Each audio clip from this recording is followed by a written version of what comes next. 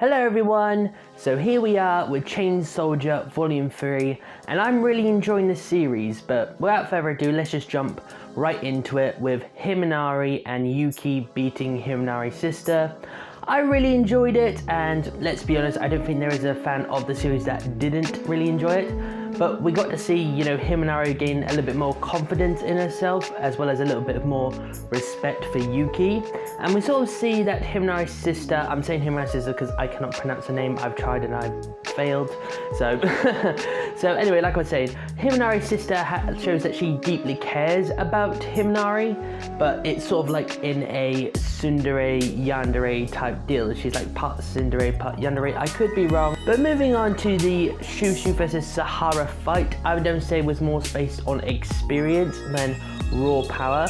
The reason I'm saying is that Sahara must have gone through some intense training and probably had some combat experience in order to learn how much to put up her power, and especially learn to control it when she's unconscious or asleep, being able to identify allies and such. So while I will admit the fight was good, I think it was more based on who had the most experience and who had the most training their power, so that's why I think Sahara won that.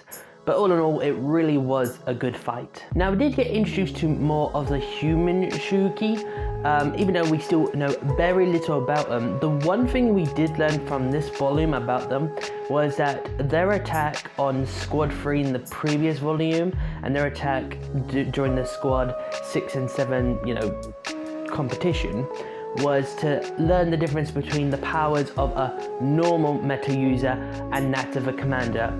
And I think it goes without saying that Tenka has definitely set the bar quite high from what I expect from the other commanders. But it does make me question, aside from Tenka and Kyoka being friends, do the other commanders put down Kyoka because of her ability? Because I imagine all the other commanders like Tenka have more free range with their abilities, but Kyoka's always had to have someone or something compelled to her chain ability, and before meeting Yuki, she was using mainly Shiyuki, so maybe some of them put her down for her ability or make fun of her.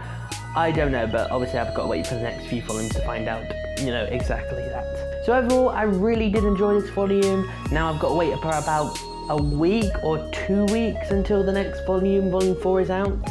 But if I had to pick a favourite out of the 3 volumes I've currently read, I would have to pick volume 2, because we got really introduced to a lot in that volume, and it made me really excited to read this volume. But that's the end of the video. Thank you very much for watching, and hopefully you watch the next one, okay? See ya!